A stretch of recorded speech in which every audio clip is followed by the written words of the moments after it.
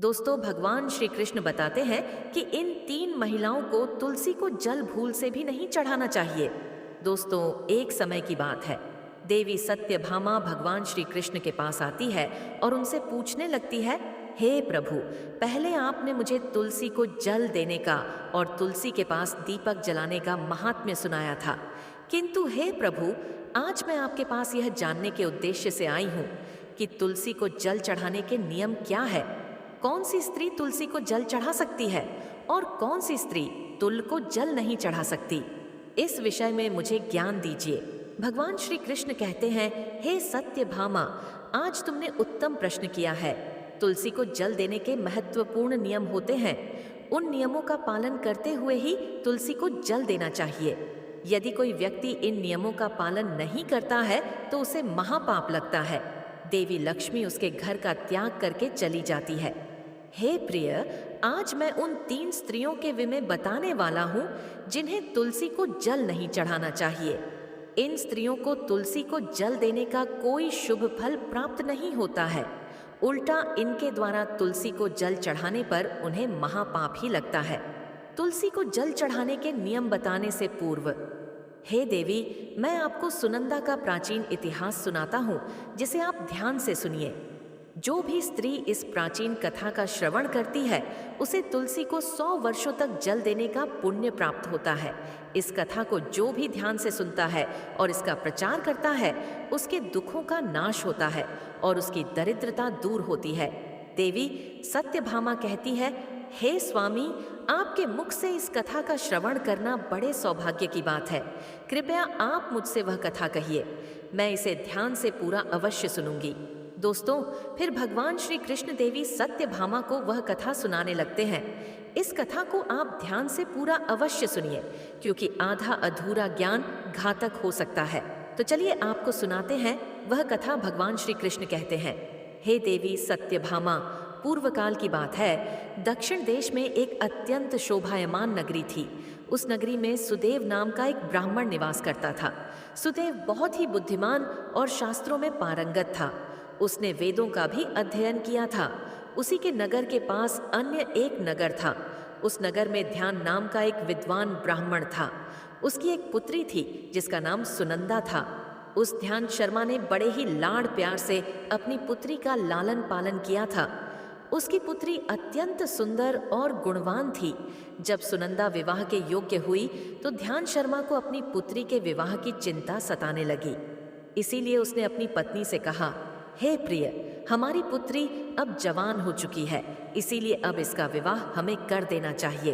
तब उसकी पत्नी कहती है, हे स्वामी, मेरी दृष्टि में एक विद्वान ब्राह्मण है जिनका नाम सुदेव है। मैं तो कहती हूँ हमारी पुत्री का विवाह उन्हीं श्रेष्ठ ब्राह्मण के साथ करा दिया जाए। उनके साथ विवाह करके हमारी पुत्री सुखी जीवन व्यतीत करेगी।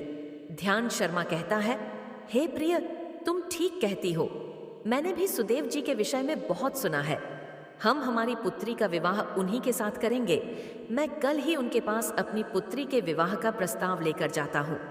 फिर ध्यान शर्मा अपनी पुत्री के विवाह का प्रस्ताव लेकर सुदेव के घर पर जाता है।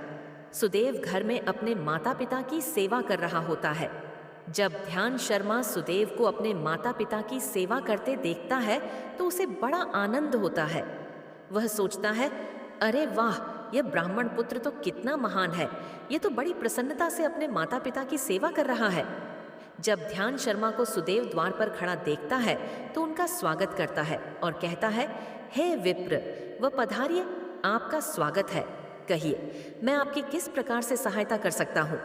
सुदेव का अतिथि सत्कार देखकर ध्यान शर्मा बहुत प्रसन्न हो जाता है। वह देखता है कि सुदेव का घर अत्यंत पवित्र और शुद्ध होता है। उसके घर के सामने तुलसी का पौधा होता है और घर के अंदर भगवान विष्णु की प्रतिमा रखी हुई होती है। इससे ध्यान शर्मा को विश्वास हो जाता है कि सुदेव ही उसकी पुत्री के लिए सर्वोत्तम वर है। फिर ध्यान शर्मा सुदेव से कहता है, हे विप्र, वह आज मैं आपके पास मेरी पुत्री के साथ आपके विवाह का प्रस्ताव लेकर आया हूँ। मेरी पुत्री के लिए आपके समान श्रेष्ठ वह कहीं और नहीं मिल सकता। सुदेव के माता पिता भी यह बात सुनकर प्रसन्न हो जाते हैं और सुदेव को विवाह के लिए मना लेते हैं। फिर सुदेव भी विवाह के लिए तैयार हो जाता है। विवाह का मुहूर्त तय किया जाता है और एक पवित्र स्थान पर सुदेव और सुनंदा का विवाह संपन्न किया जाता है। सुनंदा के सुंदर और मनमोहक रूप को देखकर सुदेव बहुत प्रसन्न होता है। सुनंदा अत्यंत गुणवान और चरित्रवान स्त्री थी। विवाह के बाद जब सुनंदा सुदेव के घर पर जाती है तो वह अपने पति और सास ससुर की बड़ी सेवा करती है। अपनी मधुर वाणी और कार्यों से वह सभी के मन को जीत लेती है। सुनंदा के ससुराल वाले भी उसके कार्य से बहुत संतुष्ट रहते हैं। सुनंदा नित्य अपने पति से पहले जागकर घर का आंगन साफ करती थी, फिर घर के अंदर साफ सफाई करके स्नान किया करती थी। स्नान करके वह नित्य तुलसी को जल देती थी और फिर पूजा घर में जाकर भगवान विष्णु और माँ लक्ष्मी की पूजा किया करती थी। फिर भोजन बनाकर उसमें तुलसी पत्र डालकर भगवान विष्णु को भोग लगाया करती। उसके बाद वह अपने पति को भोजन कराकर फिर खुद भोजन किया करती थी। रात को वह पति के चरण दबाकर उसके सो जाने के बाद सो जाया करती थी। सुनंदा के अंदर एक पतिव्रता नारी के सभी लक्षण थे और वह अपने पति को ही परमेश्वर मानकर उनकी सेवा करती थी।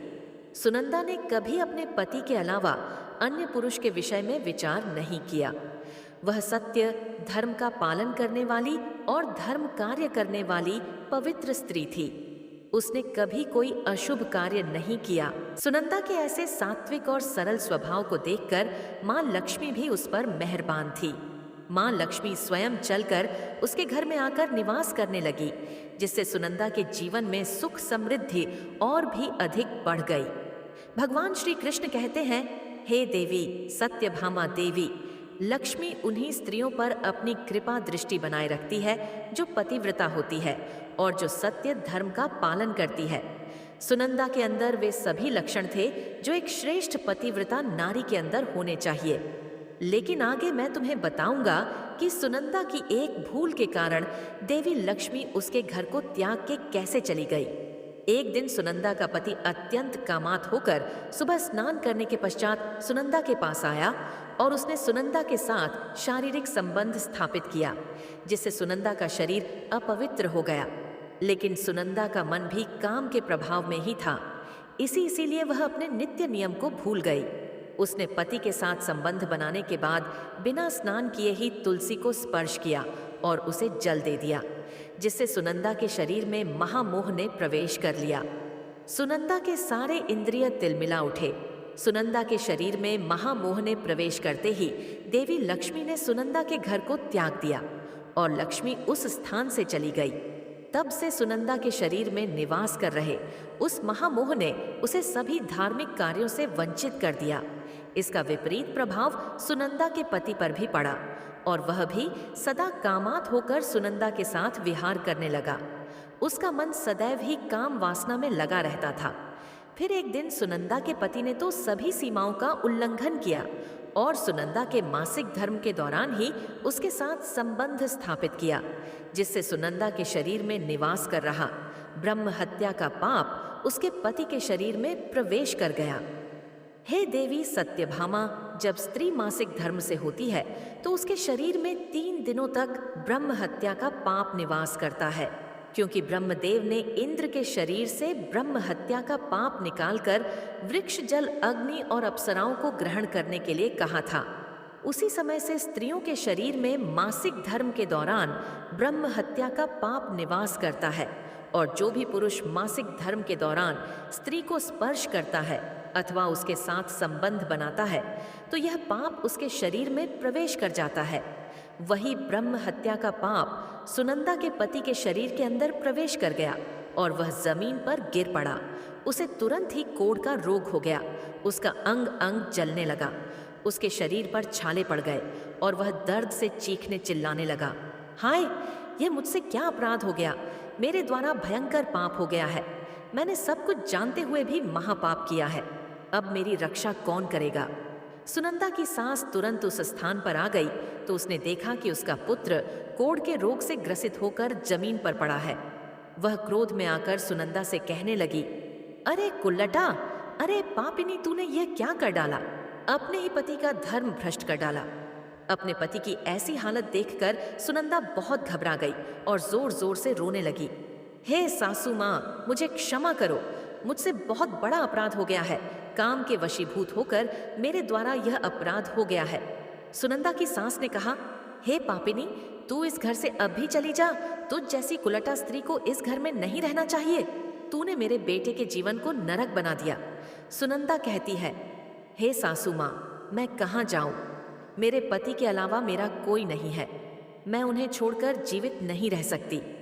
सुनंदा की सास कहती है, तू कहीं भी जाकर मर जा, लेकिन अब तू इस घर में निवास नहीं कर सकता। इतना कहकर सुनंदा की सास ने उसे धक्के मारकर घर से निकाल दिया। फिर सुनंदा दुखी होकर घर से निकल गई। उसे अपनी भूल पर बड़ा पछतावा होने लगा। उसे कुछ भी समझ में नहीं आ रहा था कि वह क्या करे। सुनंदा चलते चलते एक वन में जाती है। उसी वन में एक साधु का आश्रम होता है। तब वह उस आश्रम पर सहायता मांगने के लिए जाती है तो वहां पर कोई नहीं होता है। सुनंदा उसी आश्रम पर जाकर बैठ जाती है और अपने दोष के विषय में सोचते हुए दुखी होने लगती है। फिर कुछ समय बाद एक आर्षि उस आश्रम पर आते हैं जिनका वह आश्रम होता है। जब वे आर्षि एक स्त्री को अपने आश्रम पर दुखी बैठा हुआ देखते हैं तो आश्चर्यचकित हो जाते हैं और पास जाकर उस स्त्री से पूछने लगते हैं, हे कल्याणी, तुम कौन हो और किस कारण से इस स्थान पर अकेले बैठी हो? तुम्हारे दुख का क्या कारण है? तब वह स्त्री कहती है, हे मुनिवर, मेरा नाम सुनंदा है। मेरे द्वारा गौर पाप हो गया था। उसी कारण से मैं अपने परिवार से बिछड़कर इस स्थान पर आई हूँ। वह आर्षि कहते हैं, हे देवी, यह क्या कह रही हो? तुमने कौन सा पाप किया है? मुझे विस्तार से बताओ। मैं तुम्हारी कोई सहायता कर सकूं तो प्रयत्न अवश्य करूंगा। सुनंदा कहती है, हे मुनिवर, मेरे द्वारा घोर पाप हो गया है। मासिक धर्म के दौरान मैंने पति के साथ संबंध बनाया। इसी कारण से मेरे पति कोढ़ रोग से ग्रस्त हो गए और दुख भोग रहे हैं। फिर आर्षि कहते हैं, बेटी, तुम चिंता मत करो। तुम्हारे द्वारा जो पाप हुआ है उसका प्रायश्चित करो। तुम्हें पाप से मुक्ति मिल जाएगी। तुम इस आश्रम में बैठकर भगवान विष्णु की पूजा करो, तुलसी को नित्य जल दो और गौ माता की सेवा करो। तुम्हारा पति जल्दी ही ठीक हो जाएगा। फिर वह सुनंदा वहीं पर उस आश्रम में रहकर भगवान विष्णु की नित्य पूजा करने लगती है। रोज स्नान करके वह ब्रह्मचर्य का पालन करते हुए तुलसी को जल चढ़ाती है और तुलसी के पत्र डालकर भगवान विष्णु को भोग लगाती है। फिर गायों को चारा डालती है, उनकी सेवा करती है। दिन भर वही भगवान विष्णु की मूर्ति के आगे बैठकर भगवान विष्णु की भक्ति करने लगती है। इस प्रकार से 1 वर्ष बीत जाता है। भगवान विष्णु सुनंदा की दृढ़ निष्ठा और भक्ति से अत्यंत प्रसन्न हो जाते हैं और सुनंदा को साक्षात दर्शन देते हैं। भगवान विष्णु को साक्षात अपने सामने खड़ा देखकर सुनंदा उन्हें बारंबार प्रणाम करने लगती है। तब भगवान विष्णु सुनंदा से कहते हैं, हे पुत्री, तुमने बड़ी ही श्रद्धा से और भक्ति भाव से मेरी आराधना की है, इसीलिए अब मैं तुम पर प्रसन्न हूँ। कहो, तुम्हारी क्या कामना है? तब सुनंदा कहती है, हे प्रभु, कृपया मुझे बताइए, मेरे किस दोष के कारण मेरे अंदर काम का वास हो गया, जिस कारण से मेरे द्वारा गौर पाप हुआ और मेरे पति को कोढ़ का रोग हो गया। भगवान विष्णु कहते हैं, हे पुत्री, अब तुम ध्यान से सुनो। तुम्हारे द्वारा अनजाने में ही एक पाप हुआ था, जिस कारण से तुम्हारे अंदर महामोह ने प्रवेश कर लिया था। एक दिन तुमने अपने पति के साथ संबंध बनाने के बाद बिना स्नान किए ही तुलसी को जल दिया था। पति पत्नी जब रति क्रिया करते हैं तो उनका शरीर अपवित्र हो जाता है और ऐसी अवस्था में तुलसी को कभी स्पर्श नहीं करना चाहिए। तुलसी लक्ष्मी का ही रूप है। तुमने अपवित्र अवस्था में ही तुलसी को जल अर्पण किया था, जिस कारण से देवी लक्ष्मी तुम्हारे घर का त्याग करके चली गई और फिर महामोह ने तुम्हारे अंदर प्रवेश कर लिया। उसी महामोह के कारण तुम्हारे और तुम्हारे पति के अंदर काम का प्रभाव अधिक बढ़ गया और मासिक धर्म के दौरान स्त्री के साथ संसर्ग होने के कारण तुम्हारे पति को कोढ़ का रोग हो गया था। वह सुनंदा कहती है, हे प्रभु, अनजाने में मुझसे यह बड़ा पाप हो गया था। अब इस पाप का क्या प्रायश्चित है? भगवान विष्णु कहते हैं, हे सुनंदा, इस पाप का प्रायश्चित तुमने 1 वर्ष तक ब्रह्मचर्य व्रत का पालन करके कर लिया है, इसीलिए अब तुम पाप से मुक्त हो। सुनंदा कहती है, हे प्रभु, कृपया मुझे बताइए, किस अवस्था में तुलसी को जल नहीं देना चाहिए और तुलसी को जल देने के क्या नियम है? भगवान विष्णु कहते हैं, हे सुनंदा, अब मैं तुम्हें तुलसी को जल देने के नियम बताता, तुम इसे ध्यान से सुनो। हे पुत्री, तुलसी एक अत्यंत पवित्र पौधा है। यह मुझे सबसे अधिक प्रिय है, इसीलिए इसकी सात्विकता बनी रहनी चाहिए। इस पौधे को कभी अपवित्र अवस्था में स्पर्श नहीं करना चाहिए। जो स्त्री मासिक धर्म से हो, उस स्त्री को इस पौधे को कभी स्पर्श नहीं करना चाहिए। मासिक धर्म के दौरान स्त्री के शरीर में ब्रह्म हत्या का पाप होता है। ऐसे में स्त्री को तुलसी को जल नहीं देना चाहिए। किसी भी स्त्री और पुरुष को संबंध बनाने के बाद तुलसी के पौधे को स्पर्श नहीं करना चाहिए और ना ही इसे जल देना चाहिए। संबंध बनाने पर स्त्री और पुरुष का शरीर अपवित्र हो जाता है। ऐसी अवस्था में तुलसी के पौधे को स्पर्श करने पर दोष लगता है। देवी लक्ष्मी ऐसे स्थान से चली जाती है, हे पुत्री, जो स्त्री अपने पति का त्याग करके चली गई हो, जो विवाह के पश्चात अपने पति को छोड़कर पुरुष के साथ निवास कर रही हो। ऐसी स्त्री को भी तुलसी को जल नहीं छिड़ना चाहिए। तुलसी की पूजा करने का अधिकार केवल पतिव्रता स्त्रियों को ही है। जो स्त्री असती होती है, उसे तुलसी को जल नहीं चढ़ाना चाहिए। हे सुनंदा, अब मैंने तुम्हें तुलसी को जल देने के संबंध में महत्वपूर्ण नियम बताए हैं, तुम इसे ध्यान में रखो। तब सुनंदा कहती है, हे प्रभु, मेरे पति कोढ़ के रोग से पीड़ित है, कृपा करके मेरे पति को रोग से मुक्त कीजिए। तब भगवान विष्णु कहते हैं, हे सुनंदा, तुमने इस तुलसी के वृक्ष की 1 वर्ष तक पूजा की है। यह अत्यंत पवित्र पौधा है। अब तुम इसके पत्ते ले जाकर अपने पति को खिला दो, वह रोग और पापों से मुक्त हो जाएगा। इतना कहकर भगवान विष्णु अंतर ध्यान हो जाते हैं। यह सुनकर सुनंदा बहुत प्रसन्न हो जाती है और भगवान विष्णु को बारंबार प्रणाम करके धन्यवाद देती है। फिर सुनंदा उस तुलसी के पौधे के कुछ पत्ते तोड़कर घर पर जाती है और अपने कोढ़ी पति को खिला देती है। तुलसी के पत्ते खाते ही उसका पति एकदम से स्वस्थ हो जाता है और सुनंदा को गले से लगा लेता है। सुनंदा की सास भी जब यह चमत्कार देखती है तो बड़ी प्रसन्न हो जाती है और फिर वे सभी प्रसन्नता से रहने लगते हैं। भगवान श्री कृष्ण कहते हैं, हे सत्यभामा, इसीलिए इन अवस्थाओं में स्त्रियों को तुलसी को जल नहीं चढ़ा चाहिए और ना ही तुलसी को स्पर्श करना चाहिए, अन्यथा इसके अशुभ परिणाम भोगने पड़ते हैं, जैसा सुनंदा के साथ हुआ था। दोस्तों, अब जानते हैं तुलसी के पौधे से जुड़े महत्वपूर्ण नियम। शास्त्रों के अनुसार सोमवार, बुधवार और रविवार का दिन तुलसी का पौधा लगाने के लिए बहुत शुभ होता है, लेकिन ग्रहण काल में अर्थात सूर्य ग्रहण, चंद्र ग्रहण आदि दिनों में तुलसी का पौधा कभी नहीं लगाना चाहिए। तुलसी के पौधे को मिट्टी के गमले में लगाना श्रेष्ठ होता है। घर के मुख्य द्वार के सामने एक सुंदर गमले में तुलसी का पौधा लगाना चाहिए। तुलसी के गमले को हमेशा जमीन पर अथवा किसी ऊंची जगह पर रखना चाहिए, लेकिन इसे कभी लटका कर नहीं रखना चाहिए। तुलसी के पौधे में अच्छी मिट्टी का प्रयोग करना चाहिए।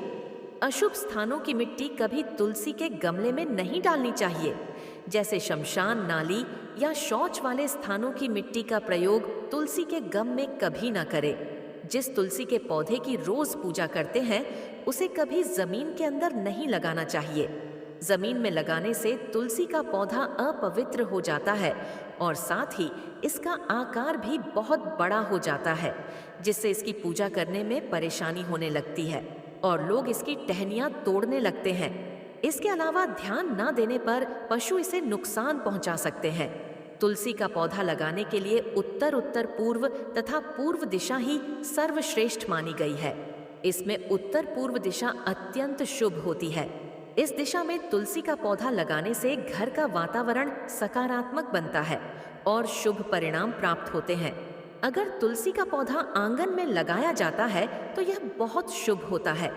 तुलसी का पौधा कभी भी दक्षिण पूर्व की दिशा में कभी नहीं लगाना चाहिए। यह आग्नेय दिशा है।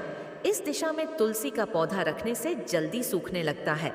तुलसी के पौधे को कभी भी अंधकार में नहीं रखना चाहिए। शाम के समय इसके पास दीपक जलाना चाहिए। इसके अलावा तुलसी के पौधे को चुनरी जरूर बांध देना। चुनरी के बिना तुलसी का पौधा अधूरा माना जाता है। तुलसी के पौधे में हरे रंग की चूड़ी, लाल अथवा सफेद धागा जरूर बांध देना।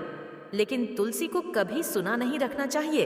तुलसी के पत्ते तोड़ते समय ध्यान में रखें। चाकू आदि धारदार चीजों का प्रयोग करके तुलसी पत्ते ना तोड़े। तुलसी के पत्ते उंगलियों से ही तोड़ने चाहिए। तुलसी के पौधे की कभी टहनी नहीं तोड़नी चाहिए। थोड़ा अधिक समय लग सकता है, लेकिन तुलसी का एक एक पत्ता ही तोड़ना चाहिए। जितने आवश्यक हो उतने ही पत्ते लेने चाहिए। पत्ते तोड़ते समय नाखूनों का भी प्रयोग नहीं करना चाहिए। इससे स्त्री का सौभाग्य नष्ट होता है और दुर्भाग्य आता है। एकादशी के दिन तुलसी के पत्ते कभी नहीं तोड़ने चाहिए। एकादशी के एक दिन पहले ही तुलसी के पत्ते तोड़कर रखने चाहिए। सूर्य ग्रहण, चंद्र ग्रहण के दौरान तुलसी को स्पर्श नहीं करना चाहिए। किसी भी दिन शाम के समय तुलसी के पत्ते नहीं तोड़ने चाहिए। शाम को तुलसी निद्रा अवस्था में होती है। ऐसे समय पर तुलसी के पत्ते तोड़ना पाप माना गया है। पुरानी सूखी हुई तुलसी की पत्तियों को कभी फेंकना नहीं चाहिए। इसे मिट्टी में दबा दें, लेकिन कभी नाली में अथवा कचरे में ना फेंके। रविवार के दिन तुलसी को जल नहीं देना चाहिए। इस दिन पत्तियां भी नहीं तोड़नी चाहिए। तुलसी को जल देने के लिए शुद्ध पानी का ही प्रयोग करें। तुलसी को कभी गंदा झूठा पानी नहीं चढ़ाना चाहिए। तुलसी के पौधे को भूल से भी गंदगी वाले स्थान पर नहीं लगाना चाहिए। कई बार महिलाएं तुलसी के पौधे को ऐसे स्थान पर लगाती हैं जो स्थान अपवित्र होता है, जैसे नाली के समीप, या जिस स्थान पर बर्तन अथवा कपड़े धोए जाते हैं उस स्थान पर भी तुलसी का पौधा कभी नहीं लगाना चाहिए। इससे क्या होता है, गंदा पानी तुलसी के पौधे में गिरता है। ये बहुत ही अशुभ माना गया है। तुलसी में गंदा पानी गिरने से तुलसी अपवित्र हो जाती है। तुलसी को बिना स्नान किए जल भी नहीं देना चाहिए। जो भी स्त्री तुलसी को जल देती है उसे स्नान करके माथे पर सिंदूर लगाकर ही तुलसी को जल देना चाहिए। तभी यह जल तुलसी मैया स्वीकार करती है। जो अविवाहित है अथवा जिनके पति नहीं है, उन्हें सिंदूर लगाने की आवश्यकता नहीं है। ध्यान रहे, तुलसी का पौधा कभी सूखना नहीं चाहिए। यह अशुभ संकेत लेकर आता है। तुलसी का पौधा सूखने पर समझना चाहिए कि घर में नकारात्मक शक्ति का वास है। इसीलिए तुरंत वास्तु उपाय करने चाहिए। गुरुवार के दिन तुलसी के पौधे में कच्चा दूध डालने से माता लक्ष्मी अत्यंत प्रसन्न होती है। घर से दुख, दरिद्रता और अशांति समाप्त होती है। गुरुवार के दिन केले के पौधे के साथ तुलसी का भी पूजन करना चाहिए। इससे अथाह धन संपत्ति की प्राप्ति होती है जो कभी खर्च नहीं होती है। केले में भगवान विष्णु और तुलसी में मां लक्ष्मी का वास है। इसीलिए गुरुवार को इनकी पूजा जरूर करनी चाहिए। तो दोस्तों, इस प्रकार से भगवान श्री कृष्ण ने देवी सत्यभामा को तुलसी को जल देने का महात्म्य सुना दिया है। आपको यह कथा कैसी लगी? कमेंट करके अवश्य बताएं। जानकारी अच्छी लगी तो वीडियो को लाइक जरूर करें और कमेंट में जय श्री कृष्ण अवश्य लिखें। साथ ही चैनल को सब्सक्राइब करें ताकि ऐसी ही आध्यात्मिक जानकारी आपको प्राप्त हो। धन्यवाद।